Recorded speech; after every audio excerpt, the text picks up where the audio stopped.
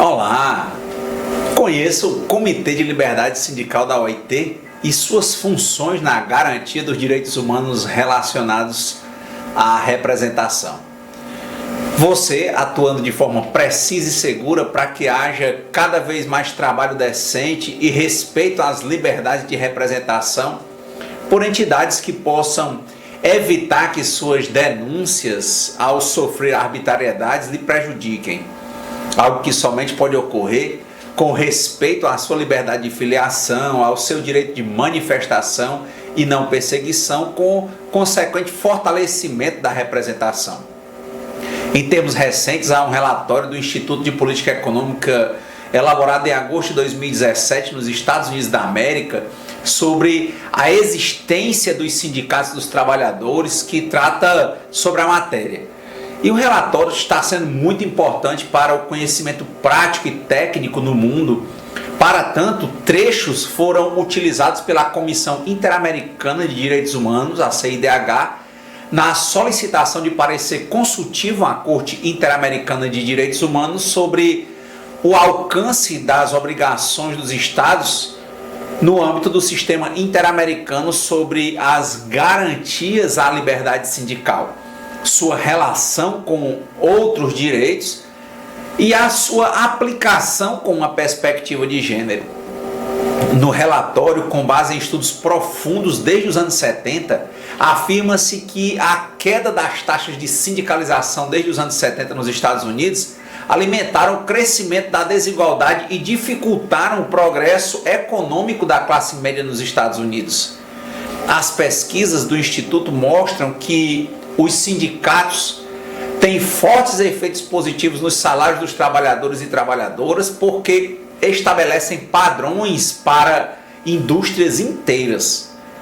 Os sindicatos também ajudam a promover a equiparação entre as ocupações, porque aumentam proporcionalmente mais as remunerações dos trabalhadores que têm salários baixos e médios. Os sindicatos ajudam a equiparar os salários de trabalhadores que exercem as mesmas atividades. Historicamente, eles organizam os trabalhadores com salários médios para diminuir a desigualdade, porque tenta aproximar suas condições às daqueles que percebem salários maiores. O impacto, conforme o estudo, dos aumentos aí a nível salarial é maior para os trabalhadores que recebem salários mais baixos, com grau de escolarização menor, como pessoas afro-americanas e latinas. Já em relação à remuneração das trabalhadoras e dos trabalhadores, revela que salários 3,2% maiores quando trabalham em fábricas com sindicatos, em comparação com aqueles que trabalham em fábricas sem sindicatos. Veja, no modelo norte-americano. Os sindicatos aumentam a remuneração dos trabalhadores porque ajudam a fazer cumprir as normas trabalhistas, e quando a densidade sindical é grande, lá nos Estados Unidos, se percebeu que as trabalhadoras e os trabalhadores não sindicalizados também recebem salários maiores. Esse relatório do Instituto de Política Econômica dos Estados Unidos da América também menciona que os sindicatos atuam em benefício das mulheres e dos afro-americanos. Segundo a análise dos dados sobre o mercado de trabalho, nesse relatório lá do EPI dos Estados Unidos, os sindicatos contribuem para aumentar o salário das mulheres, sendo que os salários por hora das trabalhadoras sindicalizadas são 9,2% mais altos do que os das não sindicalizadas, com características comparáveis. Outra coisa é que, quando os sindicatos estabelecem parâmetros iguais para todos os trabalhadores em uma fábrica, ajudam a reduzir a diferença salarial entre as pessoas brancas e as de origem afro-americana ou hispânica. Levando em conta que a negociação coletiva, como parte da liberdade sindical, tem impacto direto nos direitos dos trabalhadores e trabalhadoras como meio democrático para estabelecer as condições de trabalho, sua proteção e seu alcance, assumem um papel da maior importância no cenário de mudanças que vem ocorrendo no mercado de trabalho em âmbito global e regional. Não há dúvida que os sindicatos são essenciais para a efetivação dos direitos humanos no ambiente de trabalho, para a ampliação da dignidade e redução do sofrimento. Cabe a percepção adequada sobre a importância e os interesses por trás de argumentos contrários, bem como que os representados se apropriem dessas informações para que possam, de fato, participar para que os sindicatos sejam instrumentos cada vez melhores e com líderes cada vez mais técnicos, hábeis e combativos na defesa dos representados.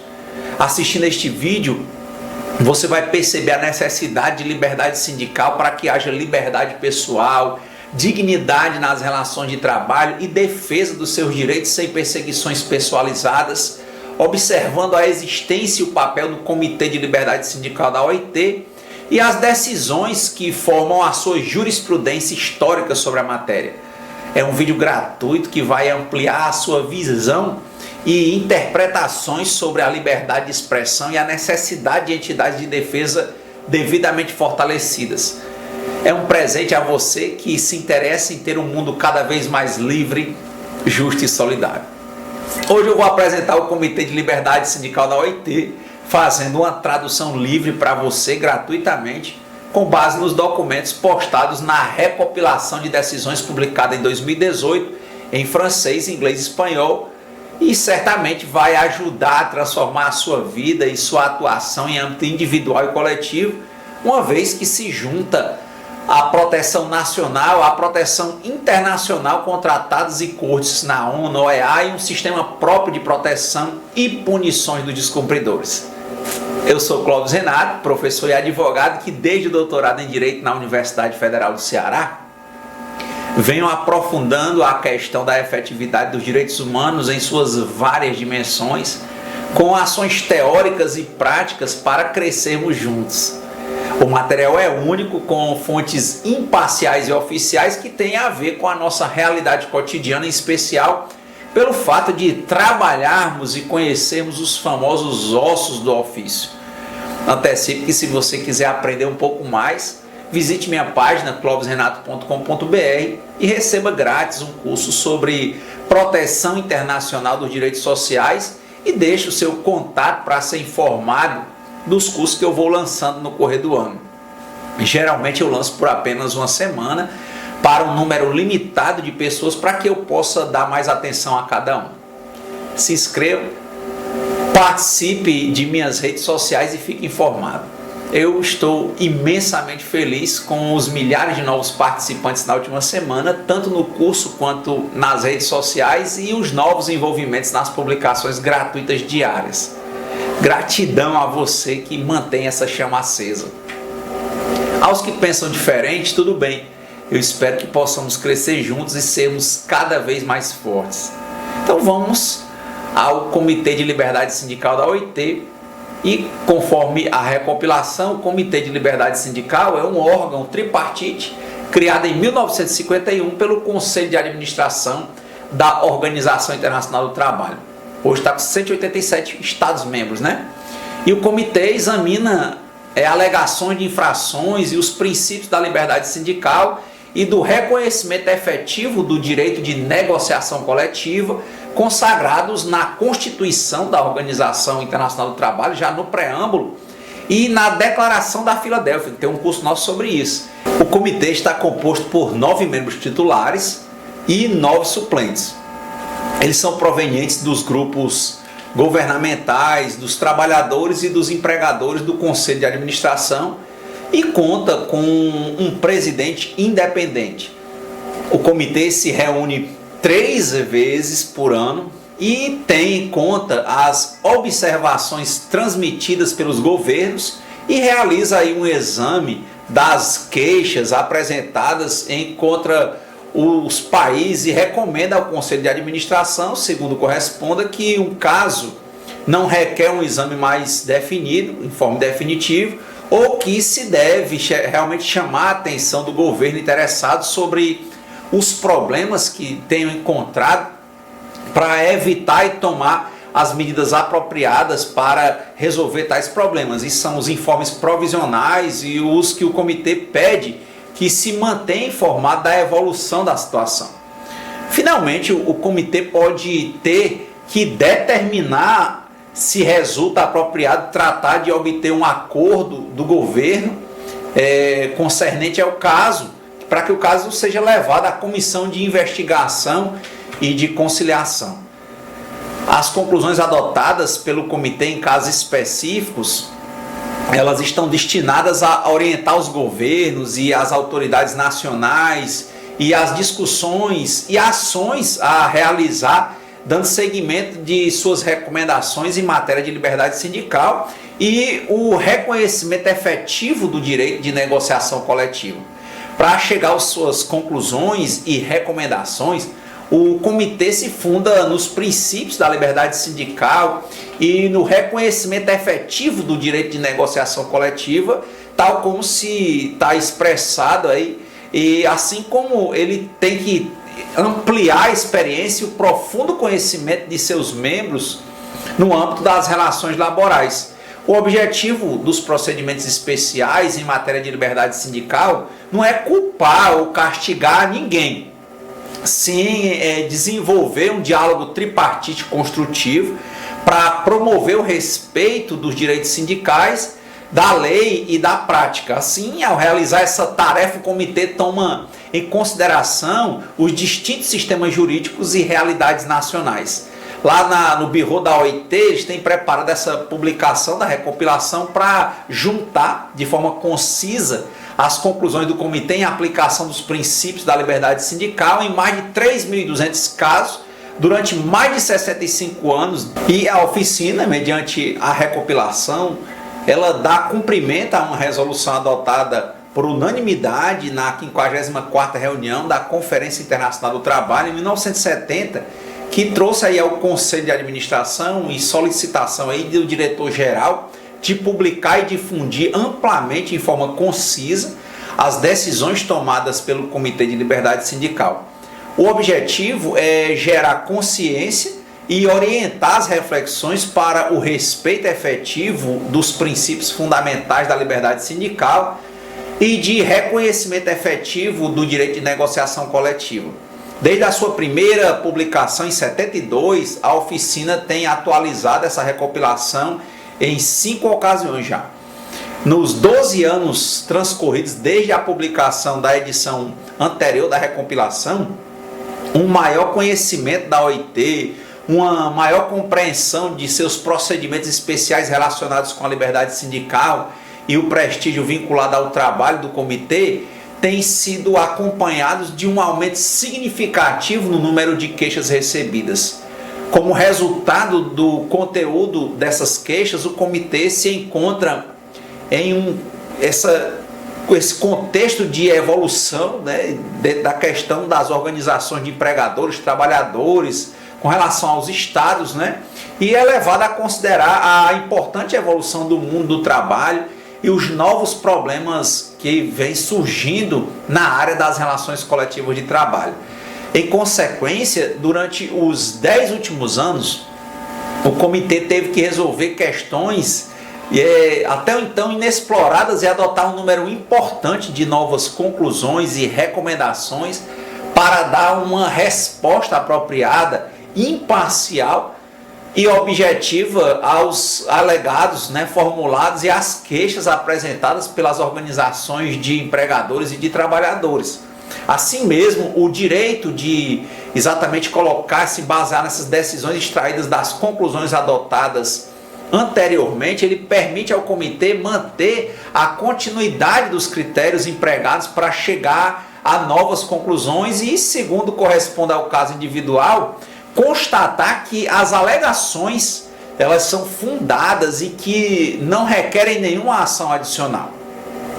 As conclusões e recomendações do comitê elas têm sido formuladas a partir de queixas provenientes de organizações de trabalhadores e de empregadores, e a esse respeito convém assinalar que a maioria das queixas examinadas até agora pelo comitê tem sido apresentadas por organizações de trabalhadores, uma vez que o número de queixas apresentadas pelas organizações de empregadores, ele tem aumentado significativamente aí nos últimos decênios.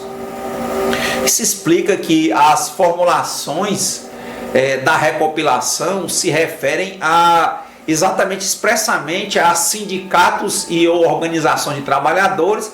Não obstante aí os princípios da liberdade sindical e o reconhecimento efetivo do direito de negociação coletiva, eles têm essa vocação geral e estão destinados aí a proteger os direitos tanto das organizações aí dos trabalhadores quanto das organizações dos empregadores. E é lógico, por conseguinte, aí as decisões do comitê, extraídas de conclusões anteriores e que se compilam no documento da recopilação, também podem ser aplicadas com as devidas proporções às organizações de empregadores, logicamente.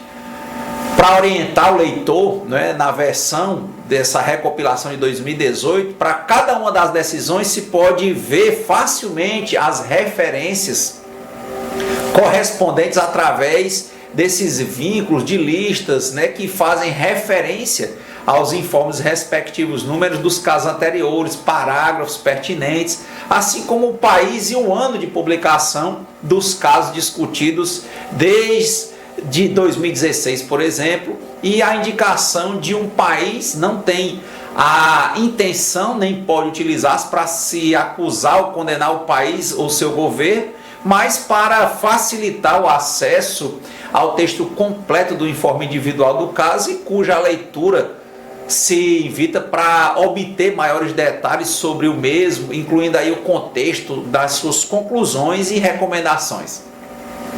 Recordando os princípios da universalidade, continuidade, previsibilidade, equidade e igualdade de trato que devem ser garantidos no âmbito da liberdade sindical, eles têm publicado, né, no site da internet da OIT uma versão em uma linguagem fácil, acessível da recompilação, e como cada caso é único e deve ser considerado dentro do seu contexto específico, essa moderna interface ela facilita o acesso ao exame completo dos casos pelo comitê.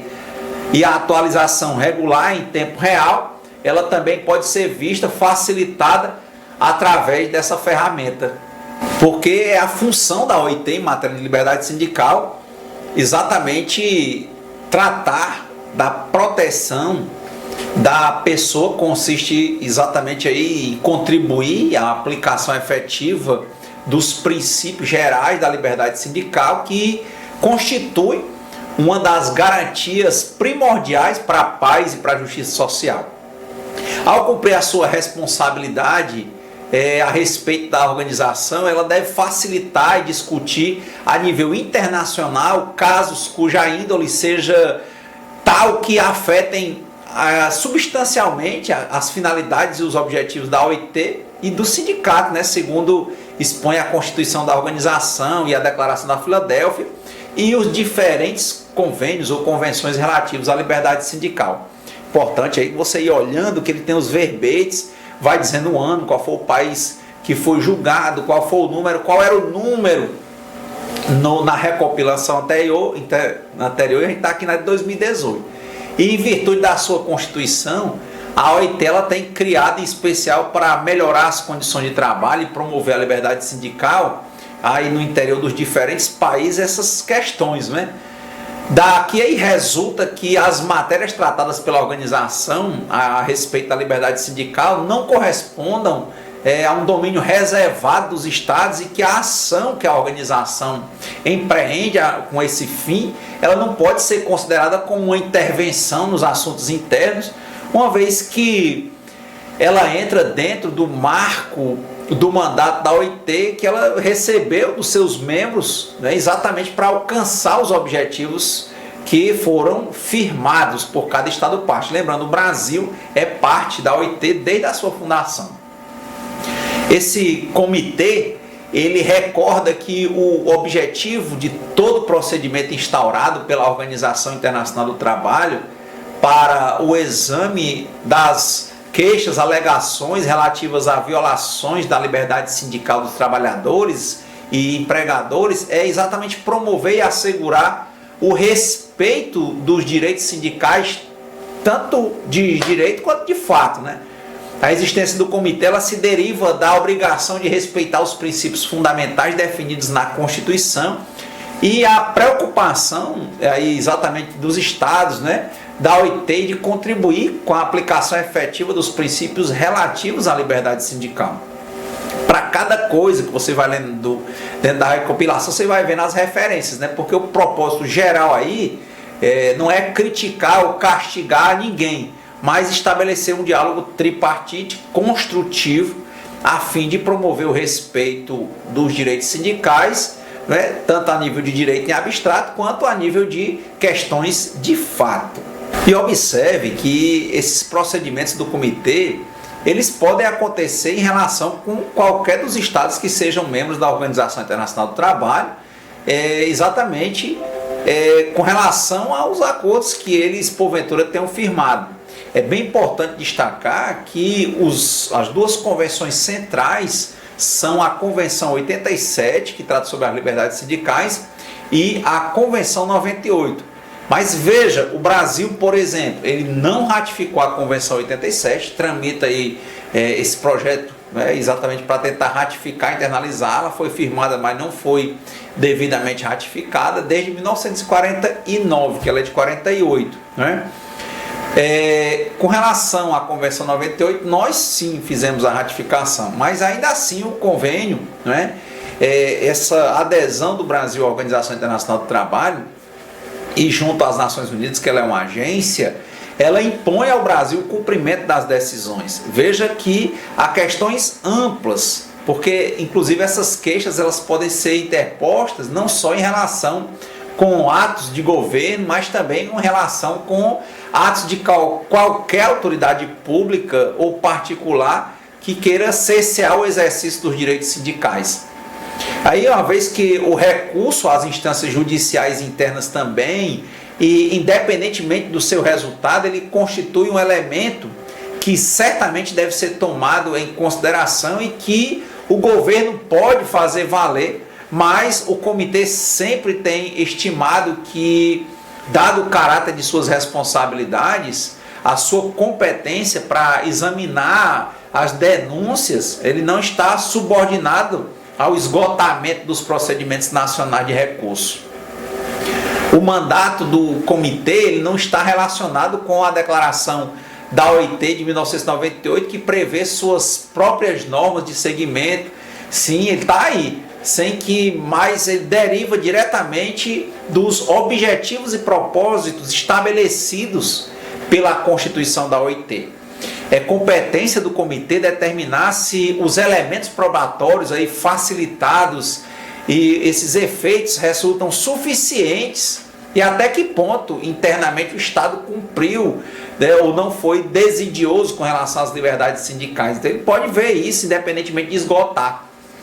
Essa questão de provas, de apoio às alegações, nem sempre ela é fácil e possível a todo tipo de alegação, como eles falam aí, né? E essa valoração de provas apresentadas, ela é realizada quando o comitê examina o caso e a existência de um interesse direto a nível de admissibilidade que vem exatamente acreditado em todo caso quando as organizações que estão aí em questão, elas alegam não só o descumprimento, mas normas legais, por exemplo, querendo burlar o cumprimento ou mau cumprimento, né? É importante que esse comitê ele tenha em conta a situação do país, o atendimento a fatores como a história das relações de trabalho e a administração pública, exatamente essa questão do envolvimento social, o contexto econômico, os princípios de liberdade sindical que se aplicam indistintamente aí em cada um dos países. E é lógico que, em linhas gerais, conforme os documentos oficiais sobre a OIT, né, você pode achar facilmente na página da entidade, ela foi exatamente fundada em 19 para promover a justiça social, a organização aí. Ela é a única agência das Nações Unidas que tem uma estrutura tripartite na qual representantes de governos, de organizações de empregadores, de trabalhadores de 187 Estados-membros participam em situação de igualdade das diversas instâncias da organização. Veja que a missão da OIT é promover oportunidades para que homens e mulheres possam ter acesso a um trabalho decente e produtivo, em condições de liberdade, equidade, segurança e dignidade. Isso porque o trabalho decente é condição fundamental para superar a pobreza, a redução das desigualdades sociais, para a garantia da governabilidade democrática e para o desenvolvimento sustentável. Atualmente, a agenda de trabalho decente da OIT ajuda a avançar rumo à conquista de condições econômicas e de trabalho que ofereçam a todos os trabalhadores, empregadores e governos uma participação na paz duradoura, na prosperidade e no progresso duradouros. Veja que os 4 objetivos estratégicos da agenda de trabalho decente da OIT são: 1. Definir e promover as normas e princípios e direitos fundamentais no trabalho. 2. Criar maiores oportunidades de emprego e renda decentes para mulheres e homens. 3. Melhorar a cobertura e a eficácia da proteção social para todos. E o 4. Fortalecer o tripartismo e o diálogo social. Em atuação importante específica sobre direito sindical, há o funcionamento permanente desse Comitê de Liberdade Sindical para tratar, né, disso, e ele é importante exatamente para que você conheça, para compreender a importância e para utilizar o serviço dele caso você necessite. Do trabalho dele é gerada uma jurisprudência que fica na recopilação das decisões do comitê, e é um material muito organizado e claro, que começa por esclarecer vários aspectos do papel da OIT, do comitê e da liberdade sindical. Veja, como nós falamos há pouco, fizemos um vídeo antes desse, tratando exatamente sobre tudo que consta na recopilação de decisões do Comitê de Liberdades Sindicais. Vimos nessa perspectiva, né, que a última versão dessa recopilação é de 2018. Ela também foi publicada pela OIT, ela está com 358 páginas que você pode baixar gratuitamente pela internet. O título é A Liberdade Sindical, recopilação de decisões do Comitê de Liberdade Sindical, exatamente publicada em Genebra, sede da OIT, já na 6ª edição, em 2018. Ele tem uma distribuição que facilita a sua pesquisa por temas das decisões, distribuídas por assunto e por verbetes. Ainda não há uma versão em português para o texto de 2018, mas você pode encontrar em português a de 97. E é por isso que eu estou fazendo a tradução livre de alguns trechos aqui, junto dessa mais atual. Os temas aqui que estão distribuídos por 19 capítulos e 2 anexos e devem ser bem observados por você para que você continue dentro dessa perspectiva de trabalho. Em resumo, hoje na nossa conversa, percebemos a fundação da OIT prévia à Organização das Nações Unidas. A OIT, com o Tratado de Versalhes, que pôs fim à Primeira Guerra Mundial, é de 1919. Em 1945 vem a ONU e a OIT passa a ser uma agência da ONU, mas a única tripartite, com representações dos governos, dos trabalhadores e dos empregadores. Todo ano tem uma Conferência Internacional do Trabalho que acontece na sede da OIT, lá em Genebra.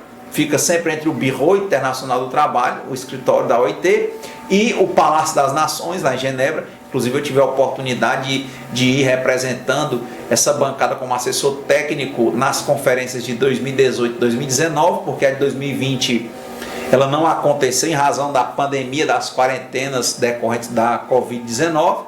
E você também começou a perceber que com o movimento, e havia muito essa coisa de Guerra Fria, muitas situações, a importância do movimento sindical, se percebeu muitos ataques ao movimento sindical, se percebeu a formação de entidades sindicais internacionais como a FSM, a Federação Sindical Mundial, e a Confederação Sindical Internacional. Juntando esses dois vídeos que a gente conversou, vimos que diante das várias violações aos direitos e liberdades sindicais, foi exatamente criado um comitê dentro da OIT nos anos 50, especificamente em 1951, que é o Comitê de Liberdades Sindicais.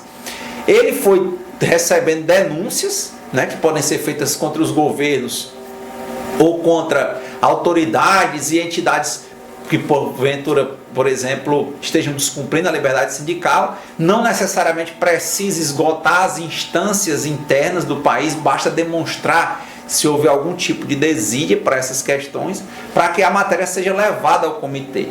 E aí, de várias decisões, eles foram juntando o que formou um livro de jurisprudência, que é a recopilação. Então, por hoje, né, espero que a gente já tenha crescido um pouco mais. A gente está soltando em doses homeopáticas, né, as questões do comitê. Fizemos um primeiro vídeo para entender o que é o livro, né, da recopilação, porque hoje a gente retomou alguns tópicos, né? Agora a gente veio fazer um vídeo mais específico tratando sobre o que é o comitê, qual é o papel do comitê, qual é o embasamento internacional e nacional do comitê, os julgamentos, inclusive, que podem incluir o Brasil e qualquer um dos 187 países.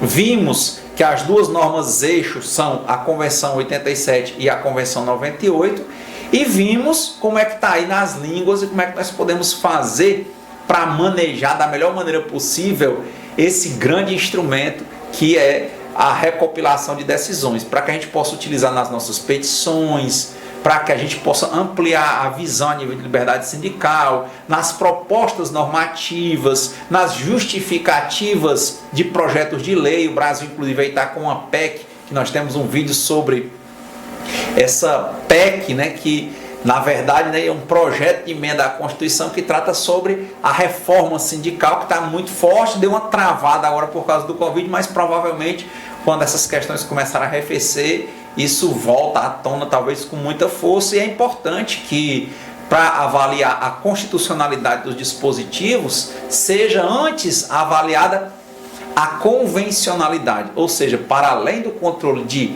legalidade, constitucionalidade interna, deve ser feito o controle de convencionalidade. E nada melhor para avaliar a liberdade sindical, o atendimento às convenções internacionais, a esse segmento que o Brasil tem nas Nações Unidas, a submissão que a República Federativa do Brasil tem, conforme o artigo 5º, parágrafo 4º da Constituição, a essas decisões de tratados internacionais sobre direitos humanos, né, se submete à jurisdição, inclusive, de Tribunal Penal Internacional.